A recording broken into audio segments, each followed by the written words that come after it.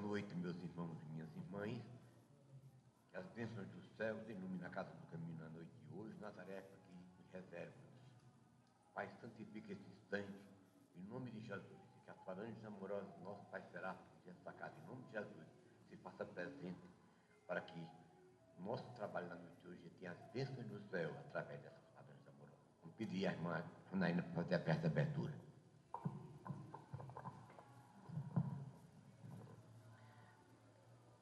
Neste momento, vamos agradecer ao Pai amado que nos criou, simples e ignorantes, para aprendermos a lei do amor, a lei que nos une, que nos fortalece, porque, sendo Deus amor, estamos mergulhados no seu infinito amor.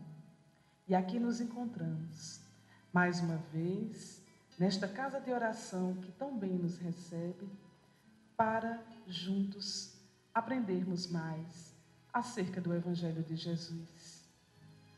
Que nesta noite possamos receber e doar a mensagem do Cristo e que ela possa vibrar mais alto dentro de nós, em nosso coração, e assim se expandir para os nossos lares, para os nossos familiares, a nossa cidade e para todo o nosso Brasil, pátria do Evangelho, coração do mundo. No projeto de Jesus, que essa mensagem de amor, essa mensagem fortalecedora, que também é a nossa doutrina espírita, possa assim fazer com que, cada vez mais, asserenemos, acalmemos os nossos ânimos e que possamos vibrar com Jesus. Que assim seja. Sobre as vibrações dessa prece, Senhor da vida, meu Deus, em teu nome sacrosanto, em nome de Jesus, teu Filho amado e o pastor maior das nossas esperanças, e das falanges amorosas de São Francisco das Seis e Claras, declaramos aberto o nosso trabalho, certo que as bênçãos do céu nos amparem e nos amparem de maneira profunda nesse instante. Agora, com a leitura, irmã Kalina.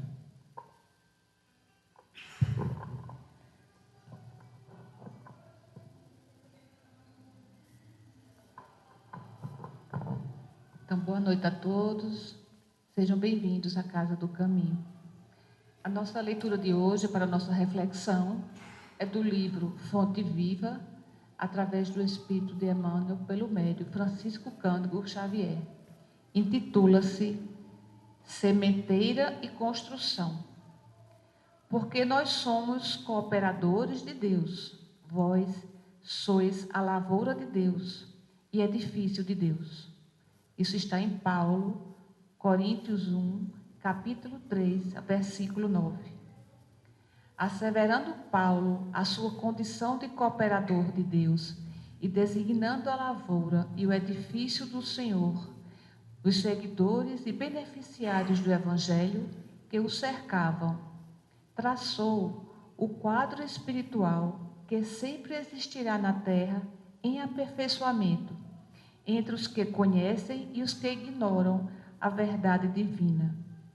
Se já recebemos da Boa Nova a lâmpada acesa para a nossa jornada, somos compulsoriamente considerados colaboradores do ministério de Jesus, competindo-nos a sementeira e a construção dele em todas as criaturas que nos partilham a estrada.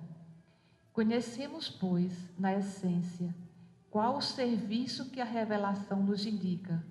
Logo, nos aproximemos da luz cristã.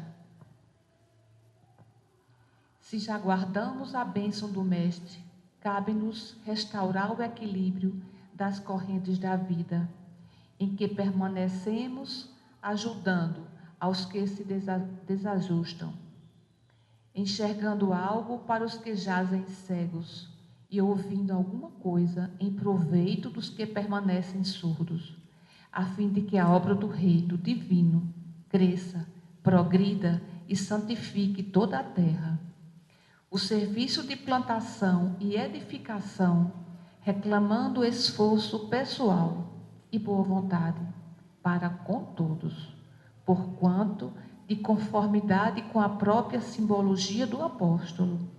O vegetal pede tempo e carinho para desenvolver-se, e a casa sólida não se ergue num dia. Em toda parte, porém, vemos pedreiros que clamam contra o peso do tijolo e da areia, e cultivadores que detestam as exigências de adubo e proteção à planta frágil. O ensinamento do Evangelho, contudo, não deixa margem a qualquer dúvida. Se já conheces os benefícios de Jesus, és colaborador dele na vinha do mundo e na edificação do espírito humano para a eternidade. Avança na tarefa que te foi confiada e não temas. Se a fé representa a nossa coroa de luz, o trabalho em favor de todos é a nossa bênção de cada dia.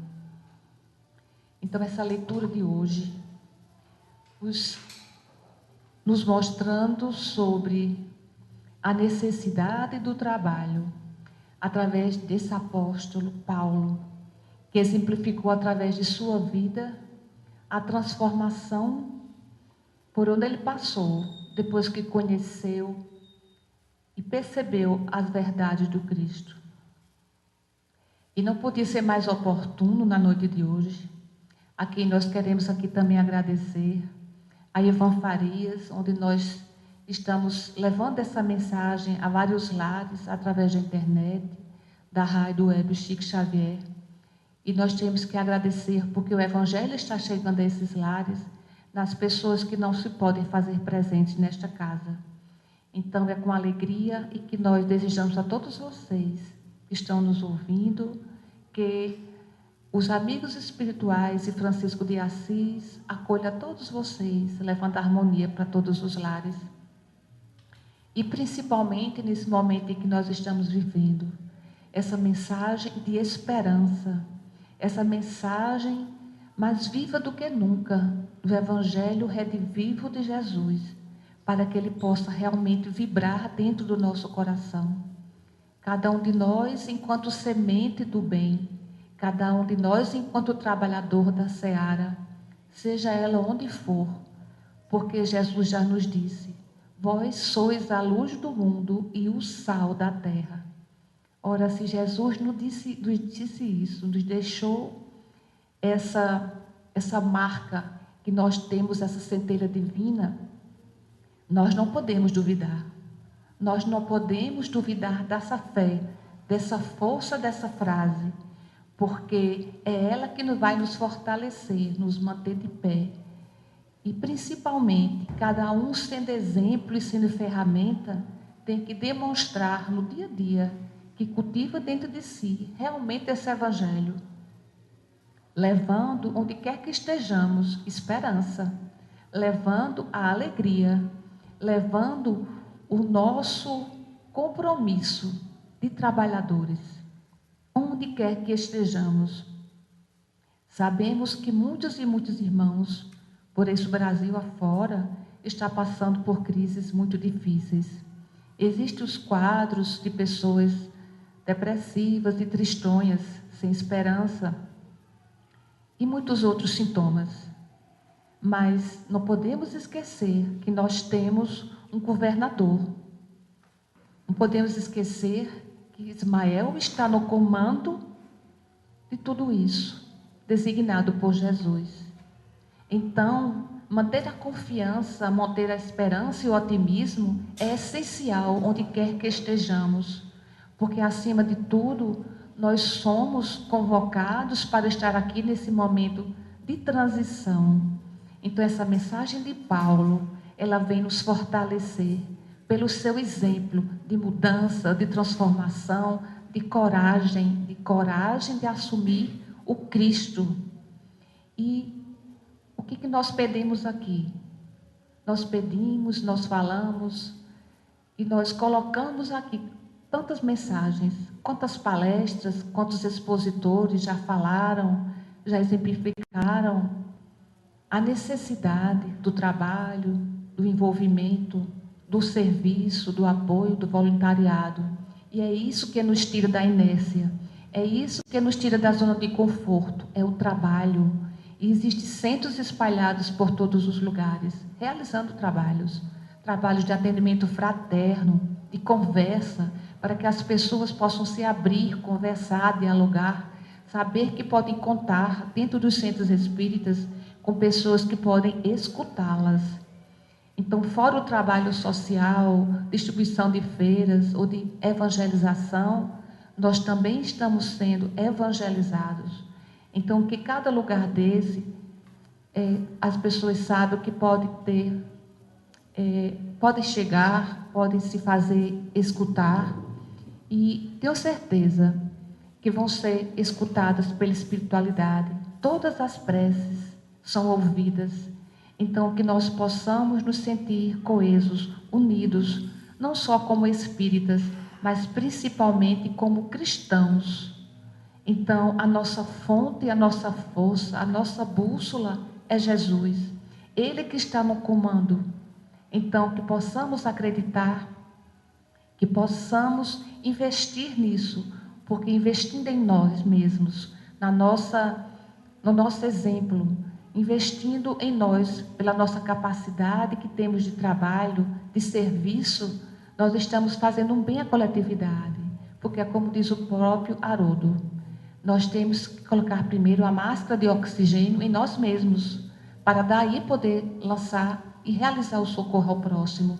Então, que estejamos bem, que estejamos dispostos para a tarefa, que realizemos a nossa tarefa com alegria, com otimismo, porque é isso que vai modificar a psicosfera deste planeta, principalmente do Brasil. E nós temos que estar de mãos dadas, sabendo que somos um só povo, uma só raça, e necessitamos nos sentir unidos.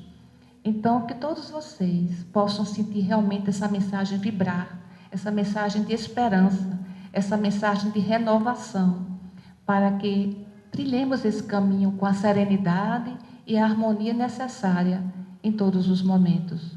Que Francisco de Assis e os amigos espirituais desta casa nos envolvam, nos abençoe. Todos nós estamos sendo tratados neste momento, uma reunião pública vem de um planejamento espiritual, acima de tudo. Então, que toda essa energia, toda essa vibração possa também chegar a todos os lares que estão nos assistindo nesse momento. Que fiquemos todos em paz.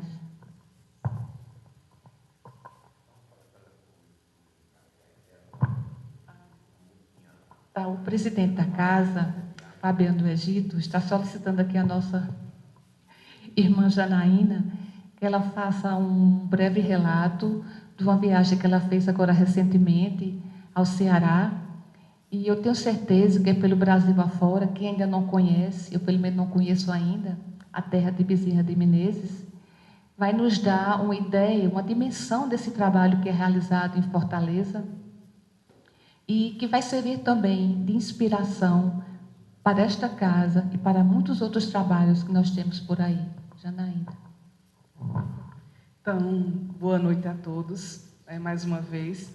É com muita alegria, né? Já que o seu Fabiano fez esse pedido, eu estou muito feliz de ter ido à terra, a terra de Bezerra. Era um sonho, era uma vontade. Eu já tinha ouvido falar desse projeto, chamado o Polo Bezerra de Menezes, na antiga Riacho do Sangue, onde nasceu Bezerra. Hoje se chama Jaguaretama, né? Mudou de nome. É uma cidade no alto sertão do Ceará, em torno de 7 mil habitantes, aliás, 5 mil habitantes, mas possui 7 casas espíritas. E no Polo, Bezerra, gente, atua lá de uma forma fantástica. O Polo, ele possui uma escola chamada Fabiano do Egito, do seu Fabiano de Cristo, né? Aqui perto de seu Fabiano, troquei. Fabiano de Cristo. Inclusive, na gravação, quando eu faço, eu vou falar Fabiano de Cristo, eu falo Fabiano do Egito, né? Eu faço uma gravação. Isso, troquei também na minha gravação, que eu trouxe para mostrar para vocês. Então, tem uma escola, tem uma criação de peixes, tem uma fábrica que atuou durante muito tempo, né? Todo esse complexo, e agora está em novo processo para ser reativado.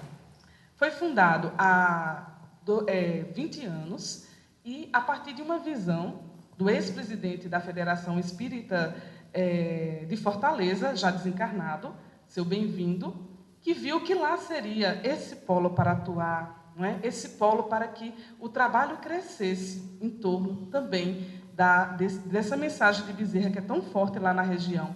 As pessoas têm um respeito incrível. Há uma avenida, uma das principais avenidas de Fortaleza, se chama Bezerra de Menezes. E eu fiquei muito feliz de saber, né, como as pessoas respeitam Bezerra de Menezes pelo trabalho e pela figura pública que ele representou e representa para todos nós. Participei de uma reunião mediúnica lá no Polo. Posso dizer a vocês que foi uma experiência única na minha vida. A energia do lugar muito presente, né? Dentro desse polo funciona, alguns médiuns videntes já viram, um hospital espiritual que, da mesma forma que o cearense gosta muito das redes, e a gente levou tudo rede, né, por conta do calor, há um hospital em que os pacientes são atendidos em redes brancas. Então, os médiuns videntes veem aquelas redes brancas e os espíritos sendo atendidos assim, não é? Então, é um trabalho muito dinâmico. As casas espíritas em Fortaleza, elas se desdobram para auxiliar esse polo. Ao redor, quando foi fundado, o engenheiro, que é um dos trabalhadores responsáveis, fiz uma entrevista com ele também, ele, quando olhou para a localidade, por ser Alto Sertão, disse para o antigo, então, Bem-vindo, né, que era o antigo presidente, que não teria o que fazer ali, que ele queria que ele tirasse leite de pedra, porque era muito difícil. Ele disse, aqui não tem nada, só pedra, não tem nem gente perto, como é que vai ter alguma coisa aqui? E depois, alguns colonos, algumas pessoas sem terra da região, foram se aproximando, e hoje, gente, a gente tem lá uma comunidade toda espírita. Eu tive a oportunidade de sair para fazer evangelho no lar.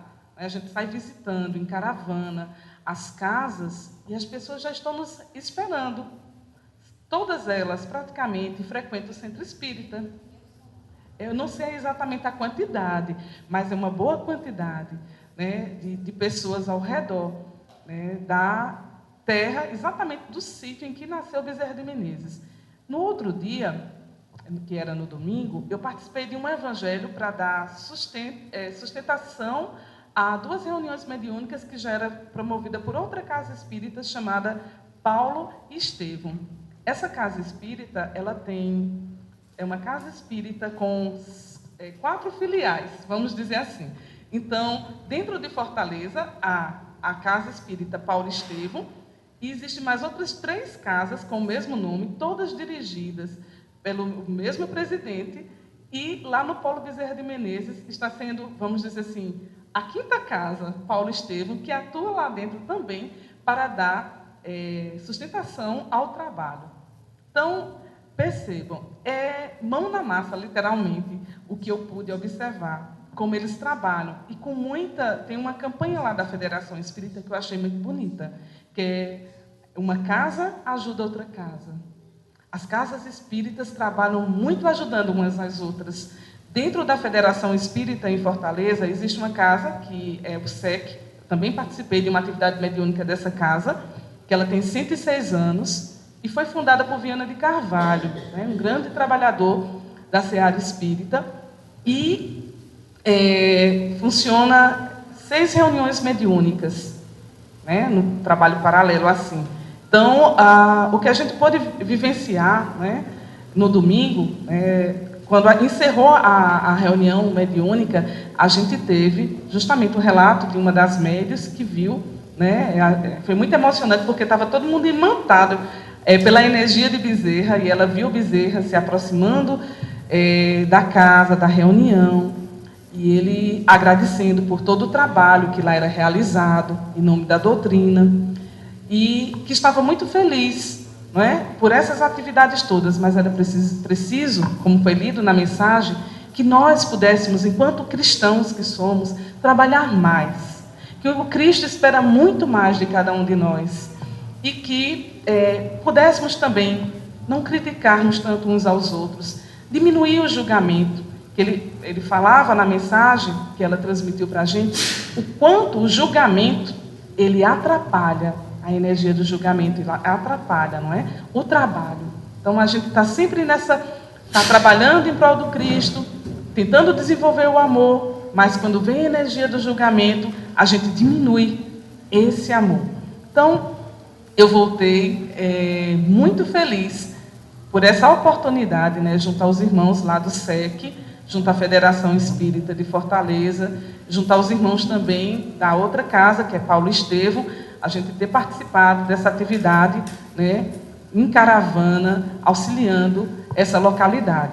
E também só relatando que o Paulo Estevão, eles treinam os trabalhadores de Jaguaretama, são 7 casas espíritas treinadas por essa outra casa, para que eles se preparem melhor. Eles fizeram o levantamento dos trabalhos das 7 casas e viram que eles estavam precisando estudar mais, ter um conhecimento doutrinário mais apurado para poder ensinar. Então, eles vão, em caravana de 15 em 15 dias, fazer esse trabalho. Não é? Então, o projeto Mão na Massa, que é justamente esse trabalho de levar a mensagem do Cristo. Então, é esse relato que eu tinha para fazer e que possamos todos nós nos envolver na energia de Bezerra e o que ele nos pede. Há uma frase que estava lá, nesse momento, a união. Né? Ele fala sobre isso, sobre a necessidade de que a gente possa sermos mais solidários, né? Possamos ser solidários, e que nessa solidariedade a gente busque a união, porque juntos seremos sempre mais, e sozinhos realmente a gente vai poder cada vez menos, não é? Então, seria esse relato.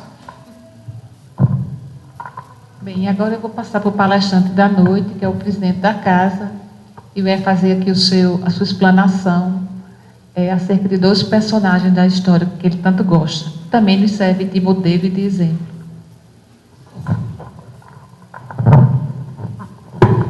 Meus irmãos e minhas irmãs, que as bênçãos do céu continuem iluminando os nossos espíritos.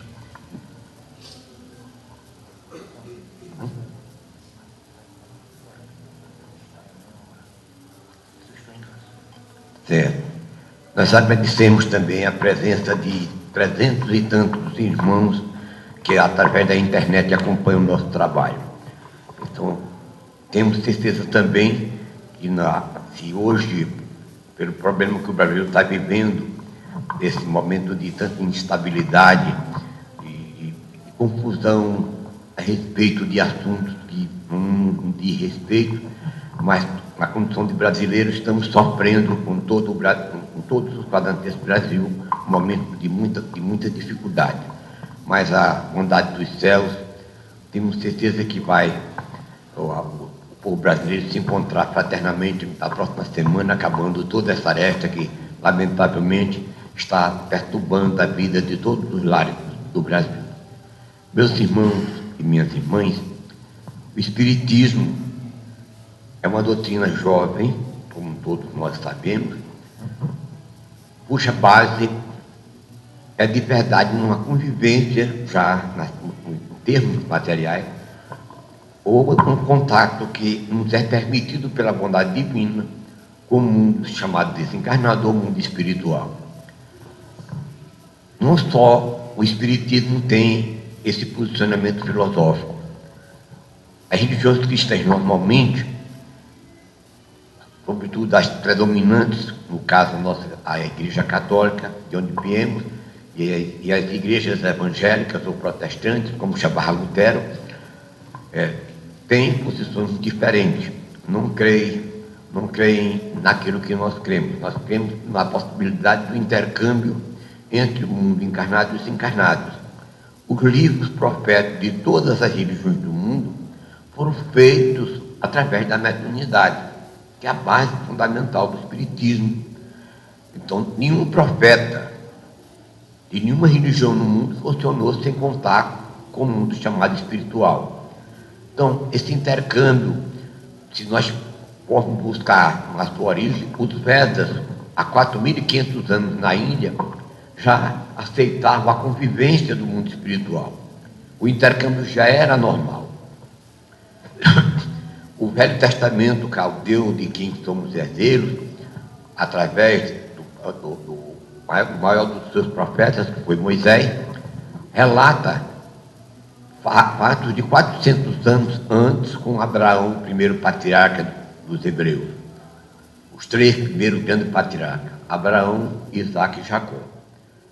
E depois vem sequenciando a série de profetas, a partir de Moisés, já no século XIII a.C., trazendo aquilo que ainda hoje é reverenciado pela comunidade judaica no mundo inteiro, a Torá. A lei Torá, de verdade, é representada pelo pensamento mosaico, constituído dos 5 livros que ele nos deixou, a partir da Gênesis, que tenta explicar a origem de tudo que nós conhecemos. Nós não vamos fazer referências, porque no tempo que foram escritos esses livros chamados sagrados, não só da Índia, mas em toda a Mesopotâmia, surgiram vários grupos religiosos, não vamos abordar, porque o profetismo sempre funcionou e funciona ainda hoje. Esse fenômeno chamado de mediunidade é normal em todos os seres humanos. Se adentrarmos a África negra hoje, em cada tribo tem um curandeiro que fala com os espíritos. Se formos para a floresta, mesmo do Brasil, em cada uma das comunidades indígenas, tem um ubixaba, um sacerdote religioso, que entra em sintonia com o mundo espiritual. Um episódio até que eu quero lembrar nesse instante, que é muito sensível a um fato histórico. Não sei se todos sabem ou se lembram de uma das figuras mais notáveis da história do Brasil, já desse século, que morreu em 1957, Marechal Rondon. Rondon foi conhecido através de um projeto educacional, que a minha professora sabe disso. Foi um projeto em que se proporcionava o curso ginasial científico através de um ano só de trabalho. Era 91 e 99, ginásio e o curso médio completo.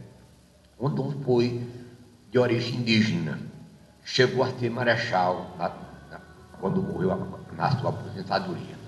Curiosamente, Rondon não era religioso dos nossos níveis, nem católico nem protestante. Ele era de uma doutrina chamada positivista, fundada por Augusto Comte na França. Mas Rondon era uma alma belíssima, e foi ele quem desbravou o centro-oeste brasileiro. Tudo se conhece hoje do Mato Grosso, de Goiás, de Mato Grosso, a Rondônia, que inclusive esse nome de Rondônia, que antigo era território, é exatamente nome em homenagem a Rondon. Esse estado chamado Rondônia é de verdade um nome em homenagem a Rondon. E Rondon foi, na verdade, o sertanista, foi quem desbravou, foi quem fez as ligações telefônicas do Brasil Oeste com o resto da América. Fez um trabalho gigantesco e merece uma apreciação especial o trabalho de Rondon. Se for falar sobre a sua vida, é um manancial de beleza. Mas quando ele, chefiando um grupo militar na patente de major, ele fez de verdade o desbravamento e as ligações telefônicas. Ele encontrou uma resistência muito grande nas comunidades indígenas. Normalmente ele foi emboscado dezenas e dezenas de vezes, e os índios, normalmente, quando viam o branco se aproximar, reagiam, tentando eliminá-los através do arco e da flecha. E Rondon instituiu na sua tropa, a despeito de usar armas de fogo, mas ele não matou um único índio, em todo o trabalho de desempenho por dezenas de anos. O lema de Rondon para os seus comandados era: morrer se for preciso, matar nunca. Talvez seja um complemento do evangelho a respeito de um homem que não era cristão, era positivista. Morrer se for preciso era o comando que ele dava aos seus soldados, matar nunca. Inclusive, em um dos momentos, ele foi alvo de uma flechada de um índio. Curiosamente, ele era em cima do seu coração, mas o seu cinto, a sua sacola, um couro virgem que protegia, a seta se infiltrou naquela couraça que guardava o seu bornel. Então, podia nesse momento reagir e mandar tirar contra o índio que fez isso? Não. Ele não fez nada do que normalmente nós fazemos, responder violência com violência. Dom Rondon fez um trabalho belíssimo de amor, pacificou todos os índios. E há um fato curioso, antes de abordarmos o tema que nos propomos nessa noite, um dos episódios que marca, até nos toca a sensibilidade do ponto mais alto do nosso coração. Em 1955, ele já aposentado com todas as glórias, já como marechal do exército, ele sentiu imensa saudade das tribos do Xingu que ele havia pacificado. 20 e tantas nações indígenas, ele tinha feito um trabalho gigantesco de amor. Deixou um trabalho tão grande que ele ficou sendo um ser profundamente adorado pelos índios, pelo carinho como ele tratou a toda a comunidade indígena por onde ele passou. E ele voltou e passou uma semana entre os indígenas do Xingu. Foi uma semana toda de festa. Todas as tribos formavam os seus rituais belíssimos em homenagem ao Marechal Rondon. E ele se sensibilizou profundamente com aquela homenagem espontânea, de uma maneira tão carinhosa, tão cheia de amor dos nossos irmãos da floresta. E quando ele estava para voltar, que o avião o devolvia ao Rio de Janeiro, onde morava a sua família, no penúltimo dia de sua estada no Xingu, todos os caciques de 21 tribos se reuniram para prestar a última homenagem na sua volta. E um dos caciques mais antigos, que tinha participado, inclusive, com Rondon, do movimento que ele havia empreendido em todo o centro-oeste brasileiro, foi quem fez o discurso em nome de todos os índios, em homenagem a Rondon, e num apelo dramático da mais alta beleza que nós conhecemos dos fatos históricos do Brasil. Pedia então o cacique em nome de todas as tribos, de toda aquela gente que havia implantado o mais belo sentimento amoroso, de confraternização, de bondade. Ele fez, em nome de todas as tribos, o velho cacique fez uma proposta, mandou que ele não voltasse para o Rio de Janeiro. Ele ficasse entre os irmãos indígenas, porque ele era querido, ele era adorado por todos os irmãos. Todos os índios tinham por ele um profundo devotamento. Em determinado momento do discurso do cacique velho, ele disse umas palavras assim que até nos toca profundamente por sua beleza, na sua espontaneidade, na sua singeleza. Rondon, como ele tratou, não como marechal, Rondon, nosso Deus Tupã espera você nessa floresta. Não volte para os brancos, fique entre nós. Porque Tupã, nosso Deus, espera você aqui, não no Rio de Janeiro. E ele emocionou-se com esse convite, sensibilizou-se e chorou. Porque ele viu tanto amor, tanto carinho, o que lamentavelmente nós não vemos hoje o amor reinando no coração de nós que nos pensamos civilizados. Nós que nos pensamos a flor da civilização, pela cultura humanística que adquirimos nas universidades. Mas Rondon voltou para o Rio de Janeiro porque tinha sua família, já estava perto da sua volta, já estava com 90 anos de idade. Mas ele voltou chorando do Xingu, onde 21 tribos lhe prestaram o mais alto tributo de amor e de bondade que ele encontrou na vida. E ele sempre se referia a esse encontro com a imensa ternura. Então, meus irmãos, parando com essa homenagem a Rondon, que foi o mais velho dos indianistas do Brasil, o homem que adentrou, passou muitos e muitos anos na floresta, pacificando, tribo por tribo, levando o amor sem permitir, durante mais de 10 anos de trabalho de Rondon. Um único índio não foi morto pelo exército.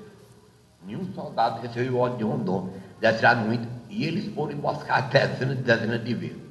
Rondon mandava atirar para cima para fazer algum medo dos irmãos que atacavam, mas jamais permitiu que um só índio derramasse seu sangue pela presença dos chamados civilizados que somos nós. Então, meus irmãos, o Rondon nós falamos por aqui para botar o tema que preparamos para o dia de hoje. Nesse mês de maio, o Brasil todo devia comemorar a data aniversária de um dos seus mais ilustres filhos, nascido no século XIX. Nos referimos a um médico cujo nome hoje é um dos mais importantes hospitais do Rio de Janeiro, chamado Hospital Miguel Couto. A irmã morou mais de 10 anos no Rio de Janeiro, conhece o Hospital Miguel Couto, que é de traumatologia, de obstetrícia, dessa área, do mesmo jeito do trauma daqui. E aquele hospital foi fundado em homenagem a Dr. Miguel de Oliveira Couto. Falar sobre o Dr. Miguel Couto, que era, hoje, no mundo espiritual, um dos grandes entidades a ajudar a todos nós, cuja bondade dispensa apresentação e adjetivação, mas merece, os brasileiros todos deviam conhecer a vida desse homem que aniversaria nesse mês. Quando nasceu no mês de maio, exatamente no dia 1º, dia do trabalho. Nasceu num trecho que poucos conhecem aqui no Rio de Janeiro, mas a irmã que morou por muitos anos, ele nasceu num morro chamado, um trechozinho, na prainha, chamado o Morro da Saúde. Ainda hoje existe lá. Logo como criança ele perdeu o pai, só tinha ele como filho. E Maria Rosa do Espírito Santo era o nome de sua mãe, foi a companheira dele. Aos 9 anos ele já era órfão. E essa mulher extraordinária, humilde e simples, morando num casebrezinho do Morro da Saúde, com uma máquina de costura, com a chaminézinho de querosene, trabalhando até de madrugada, manteve, naquele tempo não tinha escola de graça como tem em todo canto, manteve o filho na escola com um imenso sacrifício. E a partir dos 9 anos, já existia entre eles um diálogo muito bonito, e o Brasil devia comemorar, através dos seus educadores em todos os colégios, em todas as universidades, particularmente na área da saúde, na medicina. Aos 9 anos já dialogava Maria Rosa do Espírito Santo com Miguel Couto, com Miguel, como chamava. Meninos de 9 anos, as suas dificuldades para manter-o na escola, para ele um dia ser alguma coisa, porque nasceu num morro pobre, onde não existia previdência social, não existia nada no mundo, não existia nem o hospital Miguel Couto, veio inclusive do seu nome. E ele sempre dizia, já aos 9 anos, minha mãe, eu vou me formar, eu vou estudar, e a senhora no futuro não vai precisar de ficar até de madrugada numa máquina para manter sua casa, para me manter nós dois. E dizer do sacrifício desse menino que estudou de maneira paupérrima, não só pobre, super pobre, é uma história belíssima e encantadora. Mas Miguel Couto estudou, fez, quando chegou o período do ensino médio, que ele fez com muito sacrifício, fez o vestibular para a faculdade de medicina e foi aprovado, e começou então a estudar medicina, num tempo que quem estudava era os filhos dos barões do café. Então as famílias importantes tinham um filho médico. E Maria Rosa do Espírito Santo, uma costureira humilde com uma chaminé de gás até de madrugada, educou aquele único filho. E ele realmente conseguiu fazer aquilo que ele prometia sempre para sua mãe: ser médico. Como médico, ele era tão pobre, tão humilde, que não pôde abrir no centro do Rio de Janeiro um consultório médico. E tão pobre, o próprio primeiro consultório de Miguel Couto foi na própria casa onde ele morava, porque não tinha condições de pagar aluguel de uma casa no Rio de Janeiro. Naquele tempo, o centro era o Botafogo, os Flamengos, era o centro lá, fora a Cinelândia, que conhece bem. Passou muitos anos trabalhando e atendendo de noite aos acidentados, às brigas dos morros. Quando alguém era esfaqueado em busca dele, ele levava a pasta de medicamentos para socorrer e operar na própria rua pública. Assim Miguel Couto viveu até 1898, aos 33 anos. Dá-se uma vaga na Faculdade de Medicina de Clínica Geral. Morreu catedrático e teria que haver um concurso para o preenchimento da vaga. Nesse período do Rio de Janeiro, o maior clínico do Brasil era um médico chamado Dr. Almeida Magalhães. Era o Papa, Bezerra de Carvalho, que foi em Campina Grande certo tempo, era o oráculo aqui da medicina, era o médico mais importante dos clínicos de janeiro, doutor Almeida Magalhães. Só faltava para a participação do doutor Almeida Magalhães ser professor da Faculdade de Medicina. Ele se inscreveu, e aí se inscrevendo, nenhum outro médico quis disputar com ele, porque ele era considerado o mais importante, o mais competente clínico do Rio. Mas Miguel Couto, sabe, por necessidade, se inscreveu para a mesma vaga que o doutor Almeida Magalhães. E os jornais do Rio de Janeiro, nesse tempo, faziam crônicas dos seus repórteres mais eminentes, mostrando que o doutor Almeida Magalhães era candidato, possivelmente o futuro titular da cadeira de Clínica Geral da Faculdade de Medicina, e um médico da saúde, um tal de Miguel Couto, havia se apresentado para concorrer. E as crônicas eram de piedade, de pena de Miguel Couto. Como um pobre médico morto da saúde vai disputar com o doutor Almeida Magalhães, o mais importante clínico do Rio de Janeiro. Mas acontece que, a despeito da pobreza, da própria placa da casa de Miguel Couto, na casinha onde ele nasceu, onde ele viveu, a própria placa de doutor Miguel Couto foi feita por ele, estava, porque não podia pagar ninguém. Foi a pobreza que nós chamaríamos hoje de franciscana por excelência. A clínica de doutor Magalhães era no Botafogo, nesse tempo, o bairro mais importante do Flamengo, no Rio de Janeiro. Mas chega o período das provas. A primeira prova, na Santa Casa de Misericórdia, onde também se situava a Faculdade de Medicina, a congregação escolhia 3 doentes terminais, aqueles que estavam, de verdade, com as passagens compradas para a morte. Então, era entregue, então, aos concorrentes, para os 3 pacientes de pior situação física, ser examinados por eles, e cada um fazer um relatório para que, depois da morte, ser analisado o diagnóstico se era correto ou não. A primeira prova era essa. Doutor Almeida Magalhães fez a prova dos 3 pacientes que realmente estavam prestes a morrer. Dos 3, ele acertou 2, perdeu uma. E o médico do Morro da Saúde, Miguel Couto, significante, acertou nos 3 diagnósticos. E acertando os 3 diagnósticos, para a prova escrita que ele fez brilhantemente, o que existia de mais moderno no pensamento científico médico, que era francês, ele falava bem o francês, ele, com muito sacrifício, comprava todos os livros que aconteciam no lançamento na Europa, ele comprava, e estava a parte de todo o progresso científico. Resultado, nomeado como professor, teve que sair do Morro da Saúde para ir morar também no centro do Rio de Janeiro, numa casa confortável, no Botafogo, onde ele residia e abriu também sua clínica.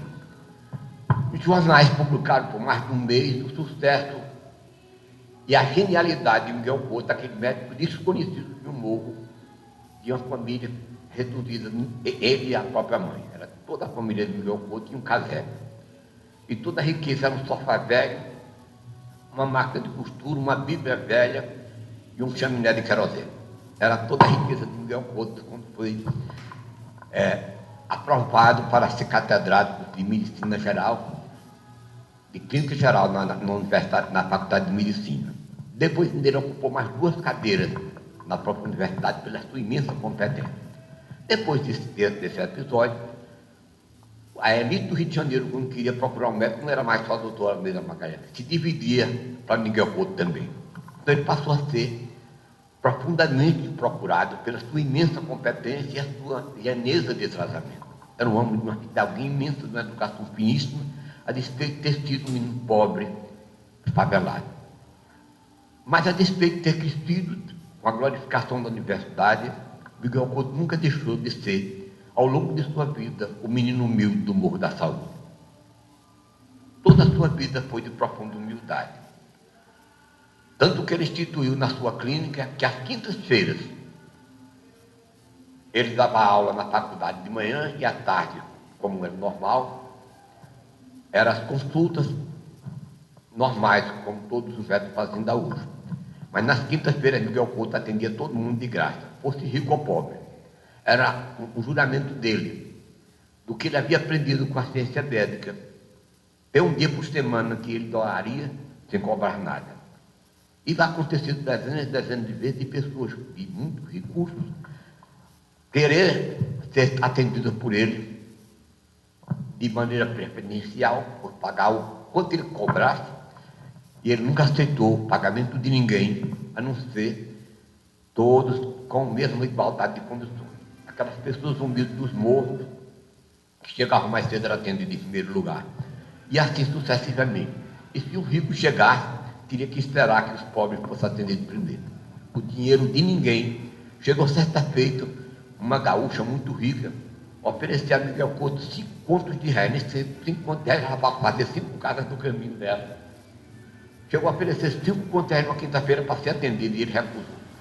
Atenderia ela, mas depois que atendesse todos os pobres. Nunca o dinheiro seduziu Miguel Couto às suas vantagens naturais, como nós vemos tão corriqueiramente na nossa vida social. E ele, então, teve todas as glórias que alguém pode imaginar. Sucesso absoluto, com 5 anos na faculdade de medicina, passou a ser presidente da Santa Casa de Misericórdia e presidente da faculdade de medicina. Passou a ser adorado não só pelos alunos, mas inclusive pelos colegas professores, pela lhaneza do seu tratamento, pela grandeza do seu coração, do seu gesto e do seu saber, sobretudo. O seu conhecimento científico, inclusive escreveu vários trabalhos que foram publicados na Europa, as pesquisas que ele fazia. Mas Miguel Couto jamais cresceu a vaidade humana. Casou-se como era natural, tinha direito de construir um lar, teve 2 filhos, um com o seu próprio nome, Miguel, e Elza, uma filha. Nunca mudou o padrão de vida. Toda a glorificação que ele conquistou com esforço imenso, jamais fez dele alguma coisa assim de pretensiosidade ou vaidade. Em 1916, a Academia de Letras do Brasil, pelos altos trabalhos científicos publicados por ele, inclusive na Europa, ofereceu uma vaga para ele ser das glórias da cultura brasileira. Ser membro da Academia de Letras é o topo máximo de qualquer concurso, de qualquer cultura, em qualquer país do mundo. É a Academia de Letras. O Dr. Miguel Couto, em 1916, foi eleito por unanimidade para a cadeira 40 da Academia de Letras.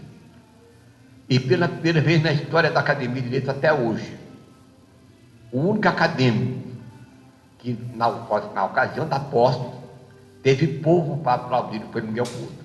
No dia da sua posse à noite, com a presença das autoridades, o presidente do Estado, que nesse tempo se chamava de presidente, as outras autoridades do Ministério, ministros de Estado todo, na hora, como ainda hoje é uma tradição, o discurso é por escrito de todos os acadêmicos na sua posse, mas Miguel Couto pediu a presidência da casa para, antes do discurso lido, que era obrigatório, ele fazia um pequeno discurso para as pessoas que não tiveram acesso, nem podiam adentrar a academia.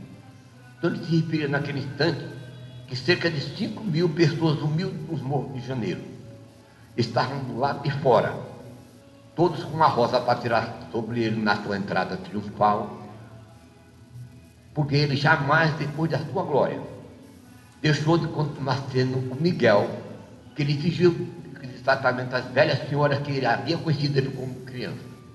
Todas aquelas velhas senhoras amigas de sua mãe, pessoas as mais humildes, ele exigia que tratasse ele como Miguel, como um menino humilde lá do morro. Nunca ele permitiu que aquelas pessoas humildes que conviveram com ele chamassem ele de Dr. Miguel Couto. Era Miguel mesmo. Então foi a humildade em tudo na vida. Mas um episódio, tem centenas de episódios marcantes da vida de Miguel Couto, que ele alcançou todas as glórias que se pode se imaginar, em termos culturais.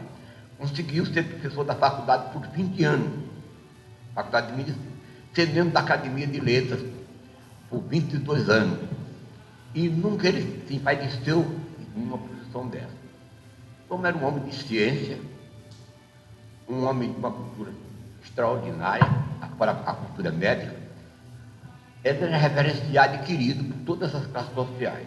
É tanto que na Constituição de 1934, todos têm, no Brasil, os estudiosos de direito sabem disso, ele foi, por unanimidade, representante do Rio de Janeiro, no conclave, para a elaboração da Constituição de 1934. E naquele tempo, já 80 e tantos anos passados, Miguel Couto definiu a sua parte na Constituição que nasceu. Ele dizia que o problema do Brasil era a educação. Naquele tempo, 80 e tantos anos, ano passado, ele já dizia que o problema do Brasil era a educação. E ainda hoje, depois de 84 anos, o problema do Brasil ainda é a educação.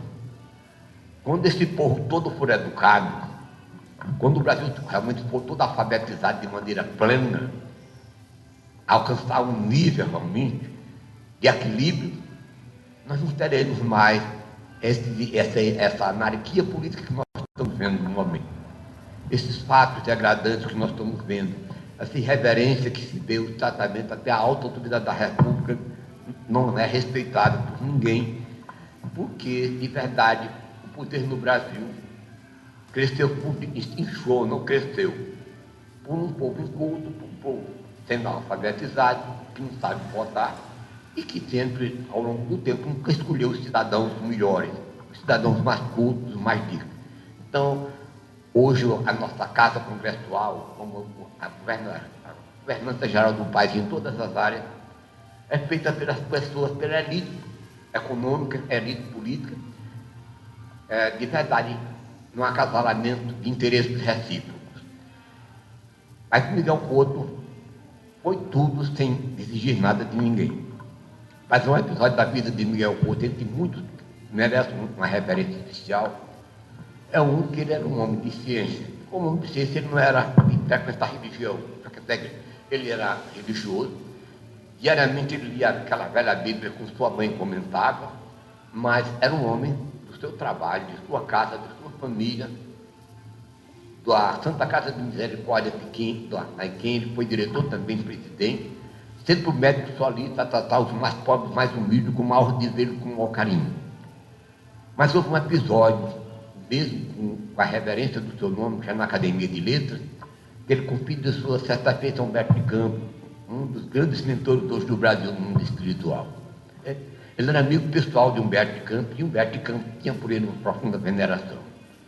E certa feita ele confidenciou a Humberto de Campos, pedindo que nunca publicasse o seu nome, um episódio profundamente sério e marcante para nós que somos espíritas, para nós que comungamos, que admitimos que não morremos, mesmo esse fenômeno chamado morte, que nos causa tanto pavor e tanto medo.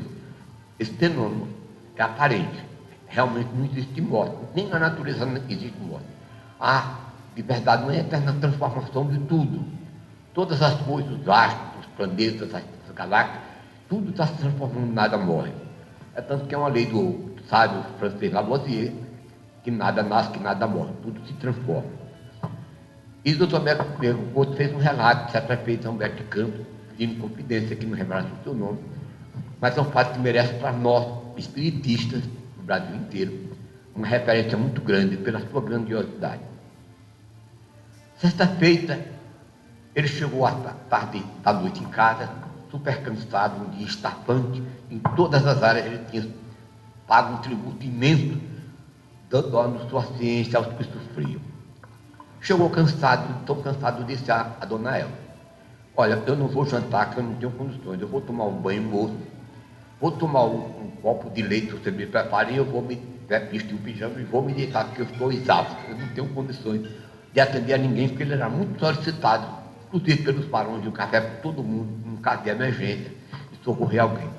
Ele recomendou à própria esposa, essa altura ele já tinha mordomo, que não o chamasse, porque ele não tinha condições físicas, ele estava exausto.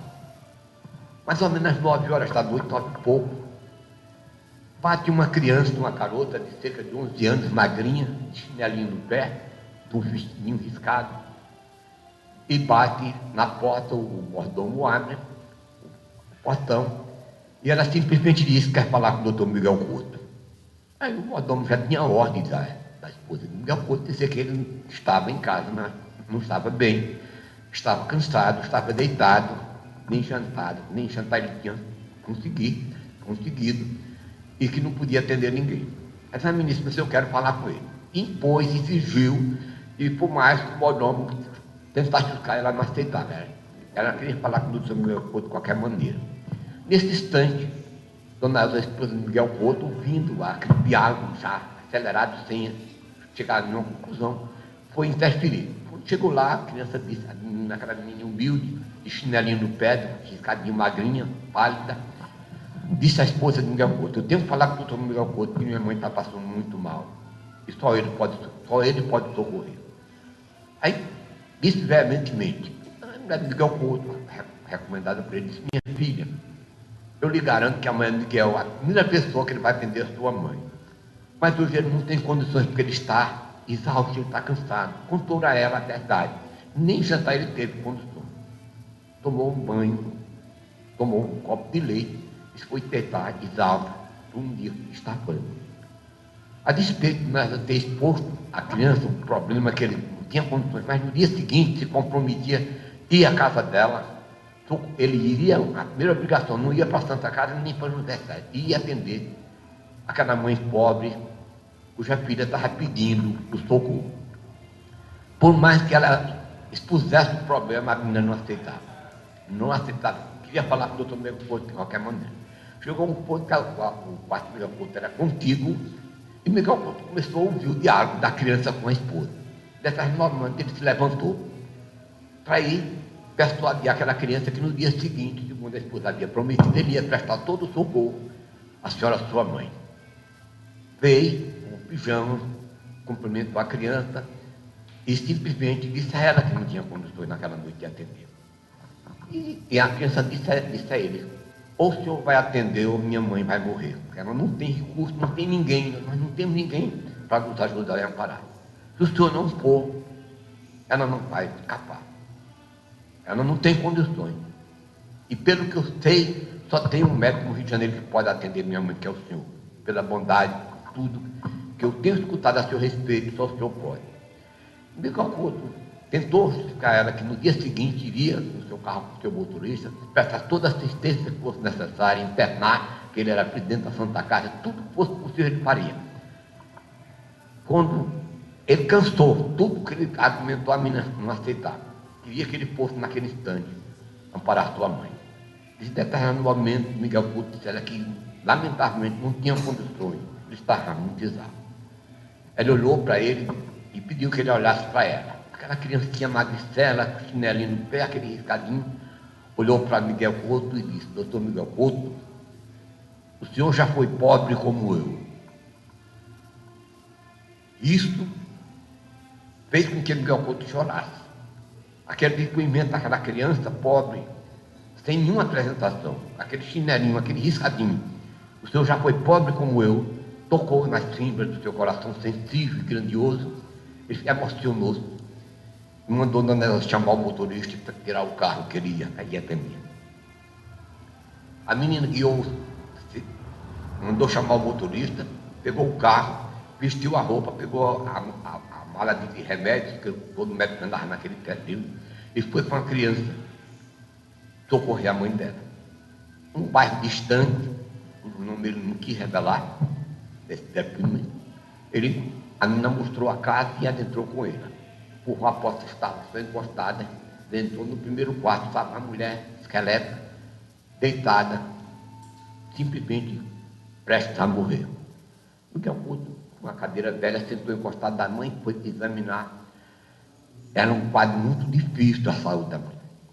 Então, ele, quando tentou falar com ela, argumentar no traje de médico, de branco, a mulher reuniu algumas forças e disse a ele, doutor, não perca o seu tempo, volte, pode ir embora, deixa eu morrer em paz. Eu não quero mais nada com a vida já me massacrou demais. Tá bom que eu já sofri. Eu não quero mais socorro de ninguém. Me deixa eu morrer em paz. Aí Miguel Couto argumentou com ela que tinha vindo com sacrifício, a pedido de sua filha. E ela recusava a assistência que ele queria prestar. Ela simplesmente disse, me deixa eu morrer em paz, eu não quero socorro, eu não quero mais nada. Basta, eu já tenho sofrido demais. Aí Miguel Couto perguntou se ela tinha jantado, ela disse, nessa casa não tem alimento. De verdade, um velho móvel, que devia ter algum alimento, não tinha um grão de nada. De verdade, a mulher estava morrendo de fome. Aí Miguel Couto, diante daquele quadro, vendo aquele drama, tinha que levar aquela mulher para internar ou fazer alguma coisa naquele instante. Aí fez como argumento para ela aceitar e examiná-la. E sua filha foi tão veemente exigindo que eu viesse, a senhora está recusando tudo. Eu disse: faz muitas horas que eu não escuto a voz de minha filha. É aqui no quarto, a casinha tinha 2 quartos. No quarto anexo, ela também estava muito doente, eu não sei. Aí me trocou, depois eu vou falar com ela para vir conversar comigo, para a gente ver se a senhora, eu devolvo e preste o socorro que a senhora está precisando. Miguel Couto foi ao quarto da criança, que era neto, e quando chegou lá, encontrou a criança que tinha estado com ele 1 hora antes, morta há muitas horas. Aquela criança que esteve com ele discutindo e brigando para prestar assistência à sua mãe. Quando ele pegou na posta, essa criança estava morta, e pela sua experiência de médico competente, viu que ela estava morta há muito tempo. Muito tempo. Devia ter morrido pela manhã.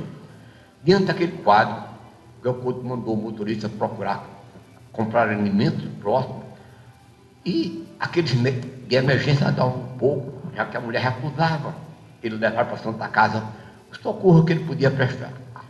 Ele passou então, mandou fazer uma compra de alimentos, convenceu uma filha do motorista a alimentar, que aquela mulher realmente estava morrendo de fome, não era só de doença, não era fome. E passou a amparar essa família. E depois desse caso, depois que ele superou todas essas dificuldades, com toda a reverência, que aquela mulher não queria mais viver de maneira nenhuma, porque só tinha uma filha. Foi como ele, aquela mãe foi como a sua própria mãe, só tinha uma filha, como a mãe dele só tinha tido ele. Ele prestou esse depoimento a Humberto de Campos um dia contando. A gente às vezes não quer acreditar pela ciência que existe Humberto do espírito. Mas esse episódio dessa criança, eu vi essa criança que discutiu com o meu mordomo, com minha esposa, que discutiu comigo, que me convenceu, que me fez chorar, que me trouxe à casa de sua mãe, estava morta há muitas horas.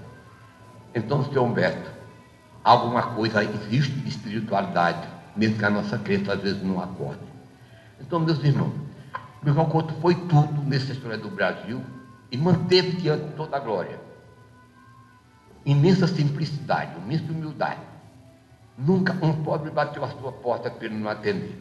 Jamais ele viu dinheiro como Deus, como nós olhamos hoje. E no aniversário dele, ele nasceu no dia 1º de maio de 1865. E 1934, quando foi votada a Constituição Brasileira, da qual ele foi partista, ele morreu também em 34, como Humberto de Campos também morreu em 34. E o grande sanitarista, o grande médico, que dizem hoje que André Luiz, o Carlos Chagas, também morreu. 3 grandes vultos do Brasil morreram em 34. Humberto de Campos, Miguel Couto e Carlos Chagas, o grande sanitarista do Brasil, cuja obra científica foi publicada em jornais do mundo inteiro. Então, meus irmãos, a Casa do Caminho, prestando homenagem ao melhor aniversariante desse mês de maio, nascido no Brasil, na nossa opinião, foi Miguel Couto, pela sua generosidade, por sua grandeza, por sua humildade a despeito de todas as glorificações. Membro da Academia de Letras, Márcio, presidente da Academia da Faculdade de Medicina por 20 anos, adorado por alunos, por professores e por colegas. Jamais, em tempo algum, ele teve vaidade. Jamais a vaidade ludibriou a sua inteligência, a sua grandeza espiritual. Razão porque a Casa do Caminho, que acredita no zelo, e que ele, no mundo espiritual, junto com uma equipe de Francisco de Assis, que é o nosso patrono, de Bezerra de Menezes, e que falou aí há poucos instantes, um dos grandes luminares da espiritualidade do Brasil. Tenho certeza que o doutor Miguel Couto deve, no anonimato, ajudar a muitos que sofrem nesse país.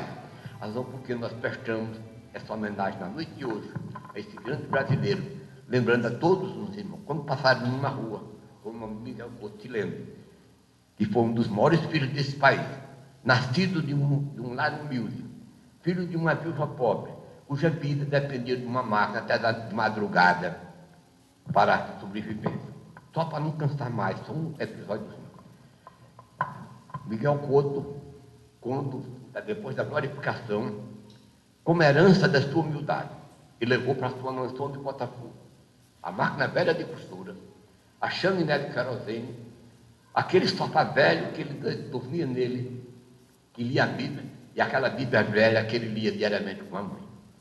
E diz Dona Elza que com uns dias tristes, às vezes, mesmo mundo com a glória dele, e todas as glórias, mas tinha dias que os seus pacientes eram levados pela morte, e ele chorava mais do que os familiares normalmente. Mesmo assim, nos dias quando ele estava muito triste, que tinha sido realmente de sucesso contra a nossa irmã morte, permanentemente, ele descia de sua mansão em Botafogo e ele guardava lá no porão onde guardava o carro o sofá velho, a máquina de costura, a chaminé de querosene e a Bíblia velha. Ele dizia a Dona Elza, né? Eu vou lá para o porão hoje. E para mim hoje foi muito estapante. Descia, apagava a luz, acendia a chaminé de querosene, deitava-se no mesmo sofá velho do tempo de menino pobre do Morro da Saúde. Lia como se a mãe estivesse presente aquela Bíblia velha. Terminava chorando, lendo o livro sagrado da sua crença. Lia aquele livro velho, lembrando da sua mãe, que havia partido para a eternidade, e não voltava para um quarto confortável e de alto padrão de conforto. Ele ficava no sofá velho, dormia lá. E Dona Elza levava, depois de certa hora, quando via que ele tinha sofrido demais naquele dia, levava um travesseiro carinhosamente, se ele notar, punha na sua cabeça, levava um cobertor, o cobria, e só no dia seguinte ia ver, porque ele não voltava para a cama, porque o dia tinha sido estapante. Então é esse homem que a Casa do Caminho presta sua homenagem no dia de hoje, sabendo que, e pedindo a ele, tenho certeza que ele participa com Francisco de Assis, com Bezerra, com todos esses grandes baluartes da fé e da crença e da espiritualidade, ajudando os que sofrem, que ele ajude também a Casa do Caminho com o seu saber, com sua ciência, nos inundando de bênçãos constantemente nas nossas aflições, nos nossos aperreios. Obrigado pela atenção de todos, particularmente os irmãos que nos escutam pela internet. O nosso abraço carinhoso da Casa do Caminho, lembrando a todos esses irmãos que acompanharam a nossa preleção. Se lembra que Miguel Couto foi um menino pobre, que teve todas as glórias no mundo, e permaneceu humilde a despeito de todas as glórias, que todo um homem que conquistar ele conquistou. Nunca deixou de ser um menino humilde do Morro da Saúde. Obrigado pela atenção. Muita paz no coração de todos. Então vamos para a segunda parte do nosso trabalho, aplicar o passe, fazer a prece de encerramento.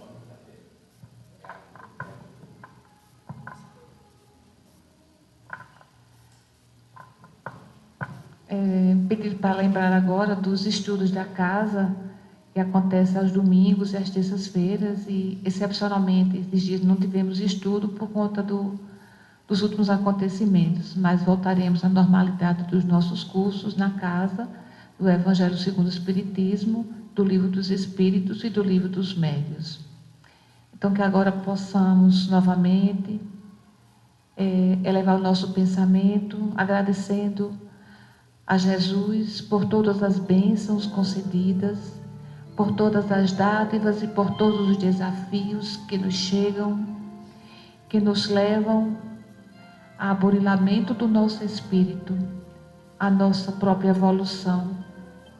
Agradecemos, Senhor, por tudo que temos e que recebemos de Ti, e que neste momento, através dos amigos espirituais de Francisco de Assis, que cada um aqui do alto receba essas bênçãos para dinamizar a sua fé, para renovar a sua esperança e para que sempre possamos ser essas ferramentas do bem, que em todos os lugares, em todos os recantos deste Brasil imenso, esteja sempre no coração de cada um de nós essa chama da fé, da esperança, do otimismo, para que possamos nos renovar sempre, cada vez mais. e que na noite de hoje possamos agradecer por tudo que temos, porque recebemos muito e damos muito pouco. Mas é a Jesus que é a nossa bússola e a nossa mais alta esperança, que nós depositamos todos os nossos problemas, os nossos desafios, acreditando nessa conexão com o alto que nos sustenta e nos acolhe. Jesus nos abençoe e fique conosco hoje e sempre. Assim seja.